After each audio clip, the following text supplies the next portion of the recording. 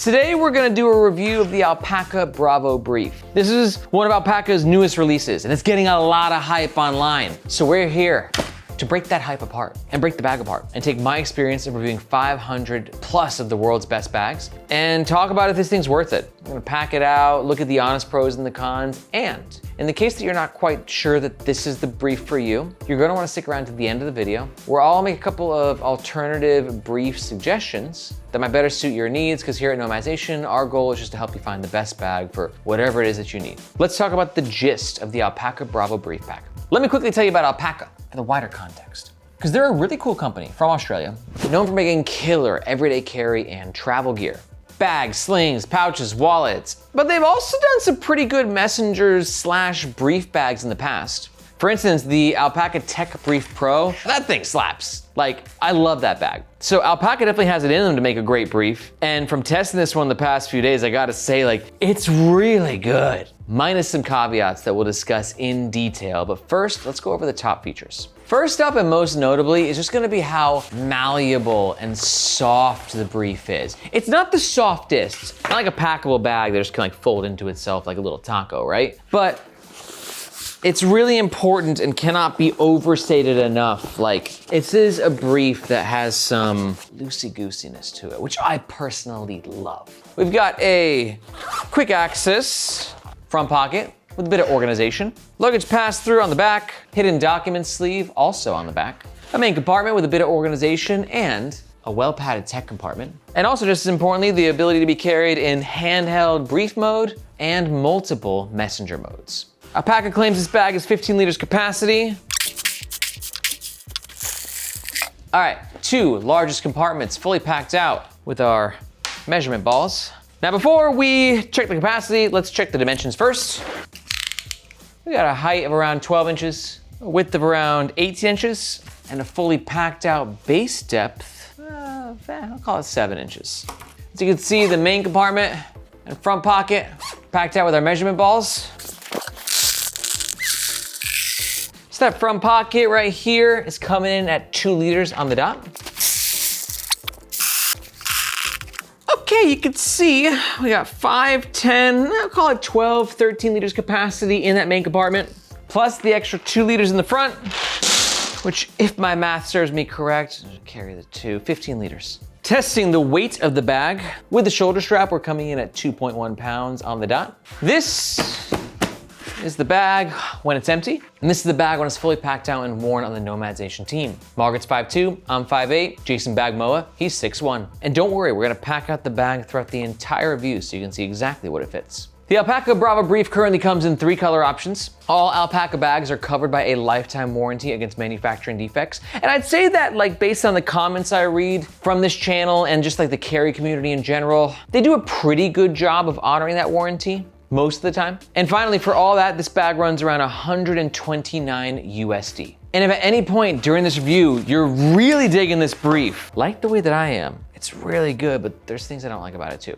But let's say you're thinking about making a purchase, we highly suggest doing so with the first link in the description below. Reason being, that link makes sure that you get the best price, and we oftentimes have discount codes, especially for Alpaka. But that link also helps support the Nomads Nation YouTube channel and team, so we can keep making the best bag reviews on the web. Thank you very much. Let's talk about the outside of the Alpaka Bravo Brief. First thing we notice on the outside of any bag is the way that it looks, and I just think Alpaka absolutely nailed the aesthetic of this bag, because it's sort of like business casual. Most people are rocking into work with a backpack these days, but some people are still holding strong with the messengers. But it's not that old school, like leathery canvas vibe that your grandpa used to, you know, wear at work in the 1940s. Like, this is brought into the future. And one thing that's really rocket shipping it into the future is the fabric that's being used. Now, this is Alpaka's in-house fabric, which is called Axoflux. And Alpaka introduced this about 1.5 years ago, and it's gone through a lot of iterations since then. This is the newest version of it, and I can say it's easily my favorite,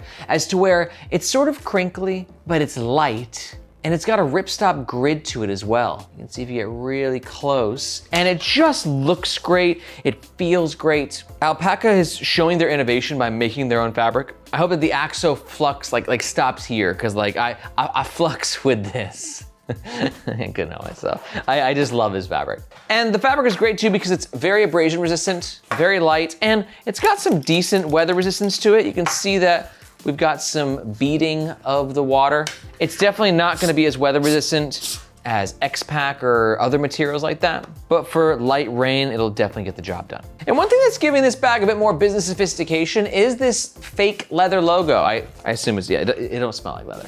But like, this is like not very alpaca-y. They don't do like the pleather like this usually. Right, Margaret? Like, this is new. So it's giving the bag just a little extra like, yo, like, I'm trying to look nice, I'm trying to look profesh. Now we're gonna talk about this front pocket, the main compartment, and the back pocket in the next section. Now let's talk about the sides of the bag. A couple of things that might be deal breakers for you. First up, there's no water bottle holders or side pockets, which isn't mandatory, I think, on a messenger/brief, but some modern messenger/briefs do offer this. And then here's a big thing, is that the malleability of this bag is great because it's, I'll talk about that a bit more in the comfort section next. But one negative with that is it's not gonna stand by itself very well. Think about like your grandpa's briefcase from the 30s, right? Where it's like literally made out of a slab of wood. Like it's annoying to carry around, but it's gonna stand like a champ. This, because of its softer materials, isn't gonna do that. Compare that to like, I don't know, the Nomadic Messenger, which is basically a briefcase as well. It's heavy and clunky and just like, it doesn't really move with you very well, but holy gosh darn does it stand very well. Oh, also one more note on the handles is we have these little lash points right here, which don't really seem to connect to anything from a modular perspective, but they just allow you to clip things on the outside of the bag. So if you'd like to add a little bit of flair to your bag, or you just wanna add like a hero clip, rarity on messengers to have something like this. This is how like embedded Alpaka is in the carry community. They know what carry culture is about. They know that you all wanna clip things onto things. So those two loops right there, very rare on a messenger and a nice little touch. One thing I love about this brief is Alpaka did a boss move by adding a luggage pass-through holder right here, so you can carry it with your suitcase. And I would say this is gonna make a great suitcase companion. Easy access when it's actually being carried on your luggage, and like if it's underneath the seat in front of you, also easy access. I think this thing would be great to fly with. Now let's talk about the most important thing of not just this bag, but any bag, which is its comfort and how it is to wear. Basically, you can carry this bag in two ways, hand mode and shoulder mode. Hand mode, really liked it. I like that we have, look at this space, right? I'm gonna do it, I'm big enough of a bag nerd. We're gonna measure. We got like 3 inches, almost 4 inches of space. And for me, I like that on a bag, like the Air Pro Brief. Thank you, Margaret. Love this one, but it's a little bit less grabbing space. I got smaller hands, dude. I'm 5'8", and even then, like, you know, it's tight in there. Versus this, like, it gives you a lot of room to grab, and then I think it's just more comfortable wear as it kind of flows a little bit better this way. So I love these handles, and I love the fabric the handles are using as well. It's a really nice nylon webbing, basically the same fabric that you find on the seatbelt. And we got a little bit of padding on top as well. Not a lot, but you know, there's something there in case like the bag is just a little bit more packed out. You got a bunch of stuff in there. But speaking of comfort, this shoulder strap is awesome for so many reasons. First of all, one thing I don't like about it though is like it's a little complicated. There's a lot of different adjustment points and hardware and ways to move it around. We were testing this thing and wearing it outside, and it's like, you gotta like fix this and then move that. But the good news is when you find your sweet spot, it'll take you a little while to get there. But when you find that sweet spot, like you can lock in. Again, we're using the same premium nylon webbing, but what I love about it is this shoulder pad. It's a nice landing pad. A lot of shoulder pads on modern briefs try to be like thin and sexy and quaint. It's like, dude, don't give me that. Give me a landing pad. Here we got just under 3 inches of width and length of like almost 14 inches. And then on top of it, we've got a depth of around 1 inch. And you just put that all together, and this is one of my favorite parts about this bag, is just all the ways that it can be comfortably worn with the malleableness. I know I keep saying it, but it's so important because like I've tested a lot of briefs that are just boxy and they're just like, you're carrying it, it's like hitting against you and like, ow, like it's just not fun. This is fun. One last note I do like about the shoulder strap is the fabric that's being used underneath. It's soft, but it's got a little bit of a grip to it. Now, a lot of times, you're gonna wear your messenger in this single shoulder mode and it's gonna slide off. There's no way around that. Like it's just sort of the shoulder slope, right? But with this fabric, you're gonna get a little bit less of that. Not a lot less. I think that a coarser mesh would make the most sense because it's gonna get like locked in there. But overall, as you can tell, like I'm just really enthused about everything that's happening when it comes to the comfort of the Bravo Brief. And last note about the shoulder strap is, in case you don't want to carry it in crossbody or messenger mode for the day, it is detachable. This is great if you are waltzing into that business meeting. You just want to look like old school Wolf on Wall Street, like, yo, I'm here to take names, right? So you just want that kind of a look. Shoulder strap detaching is nice. And if you're thinking to yourself, wow, that dude just nerded out on like comfort theory with briefs. And it's true, I did. I didn't just nerd out, I literally blacked out. I have no idea what happened. I have no idea. But that's because here at Nomads Nation, we're really passionate about bags and everyday carry and travel gear. And if you're watching this review, there might be a good chance that you are as well. And if that's the case, I invite you to check out the Nomads Nation newsletter, because we don't just do YouTube reviews, but we also have the newsletter which takes this whole thing to the next level. And I'm so proud of it. Basically, the gist is like, if you like gear, we're gonna come into your inbox once a week and let you know what's happening in the world of gear and bags. I'm talking breaking news, limited edition drops, all the hottest releases, plus access to our discount codes and giveaways. And I'm also like showing you like what's happening in the industry in terms of like trends and maybe a little bit of gossip as well. So if you want to keep your finger on the pulse of what's happening in this incredible industry, be sure to look for this globe emoji linked in the description below. I hope to see you in your inbox. Let's talk about the inside of the Alpaka Bravo Brief. Starting with this front pocket, which I like. Now let me tell you something I'm not as crazy about. And to be fair, like I've changed on this over the years, but it's PU coated zippers. PU coated zippers are bad and good. They're good because they're more weather resistant, and they look sleek, but they're bad because they require extra emphasis and effort to open and to close, and they can peel over time and look like this. Not a guarantee, but it certainly can happen. And if you want to learn more about PU coated zippers, we did our own like borderline scientific test, but we had a lot of really interesting results. I'm going ahead and link that video above. Let's see if the zippers are YKK. Okay, they are. Love the zippers minus the PU coating, but one thing I do love are these poles. Alpaka just kind of keeping it classy, and it's one thing I like about the aesthetic of this bag, where it's like, it's interesting. It's like this businessy cash fabric, but with some sleekness with the PU coated zippers and the leather here. But then these knots, dude, these nylon poles, or paracords, excuse me, you usually just see them on like old school hiking bags. So like Alpaka's really just mixing it up with little smorgasbord, if you'll have it, of like design. And I just think, God,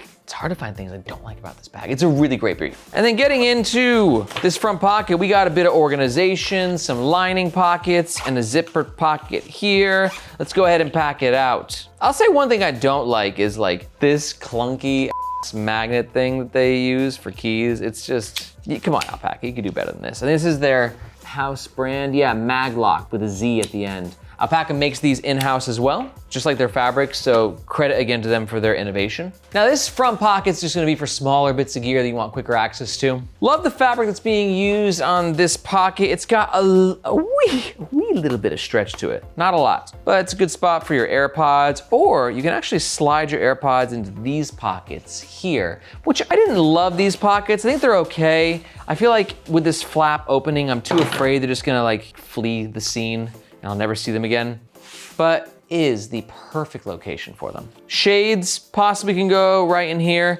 This fabric is not microfiber, but this fabric is pretty soft, so I feel okay with my cheap shades being in there. My ibuprofen, let's see.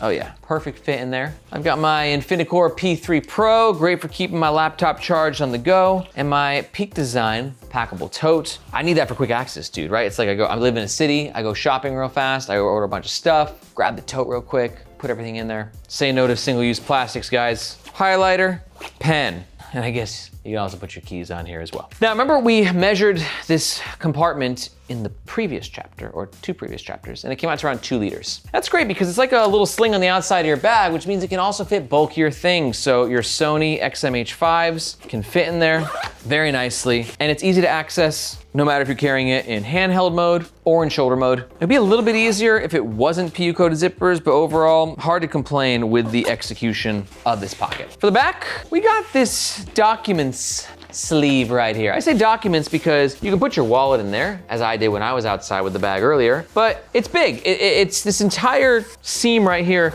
minus the stitching at the top right here. So, for instance, if you have a script for doing bag reviews, that can kind of fit in there. Let's see if you can go sideways with it. You can, but you're gonna get things crumpled up. All right, so you can see the document sleeve can work for documents, but we had to kind of shimmy our way in. So for that reason, it might be good for something smaller, like a book if you're reading on the bus. But one thing to be aware of is going to be a complete lack of weather resistance on this pocket, right? We've got weather resistance here, PU-coated zippers on both, and then all of a sudden, this is just kind of forgotten about. Now, the magnetic closure is nice. This is not a fidlock, but it's a similar sort of design where it's like the male part and the female part, and they snap into place ever so satisfyingly. But yeah, if you get caught in a rainstorm, the weather resistance here, it's a bit compromised. Not the end of the world, but something to be aware of. Now for the main compartment, we have an interesting design decision here as to where we don't have any water bottle holders or side pockets. So the zipper in theory could have gone all the way down, therefore giving your briefcase like clamshell style opening, which we saw on a Black Ember briefcase. Margaret, remember the name of that Black Ember one? It's one of my favorites. I think I picked it as my favorite briefcase in the last leaderboard video. I think it's the Black Ember Forge Messenger. I can't remember their names. Black Ember's names always confuse me. But anyways, it's clamshell style opening, which is great for a business trip if you're packing like some shirts, like a jacket in there. But some people complain that like that clamshell style opening is really annoying because like if you're going into a business meeting, like you don't want your falling all over the place in the middle of the executive like power huddle, which I get. But let me know your thoughts. Like, do you wish that the zipper would have gone all the way down, or are you cool with it here? Because it does compromise access a wee little bit, but not terribly so. Let me know what you think about like this zipper in the comments below. Here you see I got a bunch of work stuff here. And if you're like, what is that? This is a 16-inch MacBook Pro, or at least a cutout of one. And you can see we can actually fit that in there very nicely. So if you're wondering what size laptop can this fit, it might fit a 17. Let's find out. 17-inch Asus VivoBook. Absolutely. So we got a lot of versatility in terms of what size laptop could fit in here. We got a microfiber material right here. This is Alpaka's new microfiber. I don't like it. It just feels cheap, dude. Come on, Alpaka, like spend the extra 50 cents on this bag, because that is, it's okay, don't get me wrong, but like just compared to the rest of the bag, it feels okay. We got some padding here, some padding here. The laptop feels safe. I've also got a fake tablet. 13.5 inches from corner to corner. And you can see this is fitting very nicely as well. So the tech stack, very clean, feels very safe. We've got a bit of a false bottom as to where like the bottom curves in a little bit. So although, you know, laptop is making impact with the table, got some fabric and a well-designed false-ish bottom in between, protecting your tech. On the opposite side, we got some lining pockets, great for, you know, other bits of gear, reading glasses, maybe a small tech pouch. But now we're like kind of eating up space. And here's the thing with 15 liters. I think it's a perfect size for a brief. Otherwise, it's gonna be too big. You're just lugging around basically like a duffel with you, right? But keep in mind this main compartment, when you put a bit of tech in there and some other things, plus the front pocket is packed out, there's not a lot of space left. Good news though is you have this side pocket, so you can throw maybe a water bottle or a small tech pouch here. And then if you want to travel with maybe a Switch 2, that can fit in the main compartment, umbrella, charger on top. It's 15 liters, guys. But this is all you're really gonna want to carry in your briefcase, because that really adds up in weight. One double checking on the comfort before I give my overall score is, yeah, what I said earlier stands. It's just really well padded. You've got a nice amount of rebound here. And you can see the landing pad. It gives me plenty of real estate with the shoulder. So I have to like just try and find this little square to like place it on. And then going into hand mode, just having that extra space right there. Like this is one of the more comfortable briefs I've ever had the pleasure of reviewing. And it's self-standing pretty well as well. But keep in mind that everyone's comfort preferences do vary. And I think I'm a bit more of a backpack enthusiast than I am a briefcase and messenger enthusiast. So if you want to hear anybody else's expertise on this bag, be sure to ask in the comments below or in the Nomads Nation subreddit. We got one of the biggest bag nerd communities in the world, especially on the subreddit. So hopefully if you ask a question there, somebody will be able to help you out. All right, time for what you all been waiting for. Let's do overall scores. Comfort for a brief, I give it a 5 out of 5. Like, it's a perfect score. I don't think briefs are as comfortable as backpacks. It should be noted, like compared to the world's most comfortable backpack, this is like a 1 out of 5, right? Because you're lopsided. Like, so I never find briefs as comfy or messengers as comfy as bags. But for it being a brief or messenger, Overall value, 130 USD. I'm gonna give it like a 4.5 out of 5. There's a couple things that were skimped on with the microfiber lining, and Maglocks is probably good, but not as good as Duraflex or Fidlock. But overall, for 130 bucks for this construction and these materials, I think it's just a really well-valued bag.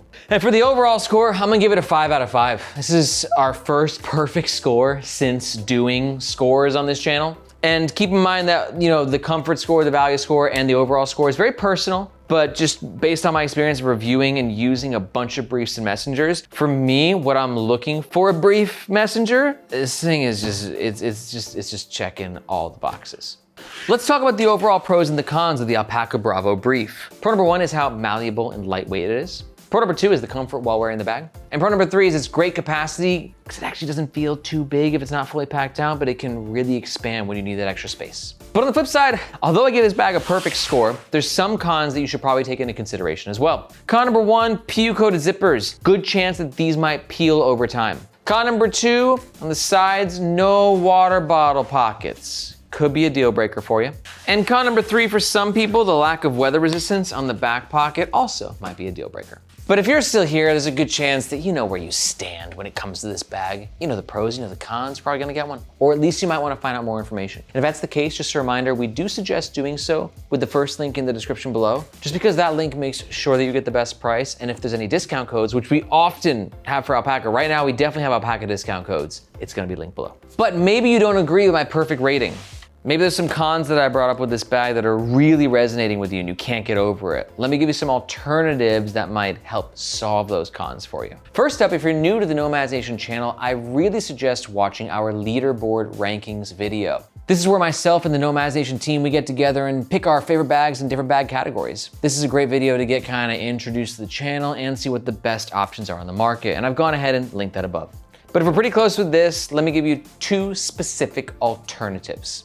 Alternative number 1 is gonna be the Black Ember Forge SB. It's the one that I was talking about from Black Ember earlier, couldn't remember the name. It was my pick for the best briefcase in my last year Nomads Nation Leaderboard Rankings. And it's a great pick for you if you prefer that clamshell style opening and you just want a bit more of a premium experience. Alpaka is great with their materials. Black Ember's better, but you're paying more for it, so keep that in mind. And alternative number 2 is gonna be the Bellroy Tokyo work bag. Great pick for you if you're looking for a brief messenger bag that's good for work, but you don't need something, oh, this is dark, but you want something that's got a bit more life to it. And Bellroy has 2 external side pockets on this bag. One external side pocket on the back. I was close. But that's one more than the Bravo brief does from Alpaka. Honestly, like finding that perfect combination of features is basically impossible for any bag. Every bag has pros and cons and compromises. But if you want to learn more about the 2 alternatives, you can just go ahead and watch these videos here. If you got any questions about any bags, be sure to let me know in the comments below or in the Nomads Nation subreddit. Thank you so much for watching. My name is Aaron. This is Nomads Nation, and we'll catch you next time.